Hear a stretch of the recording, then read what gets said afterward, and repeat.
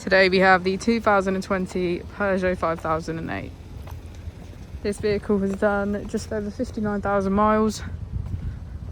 It has an automatic transmission and a petrol fuel type. To the left of our steering wheel we have cruise control as a feature, as well as voice control and automatic headlights.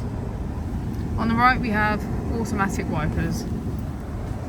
Moving on to our screen, we can access Apple and Android CarPlay, smartphone integration, our driving functions and vehicle settings, navigation, climate control and radio. If we put the vehicle into reverse, you can see that it comes with a 360 camera with parking sensors. As we go into the back of the vehicle, you can see that it has 7 seats in total, all of which have a black leather trim, and get a good view of our panoramic roof.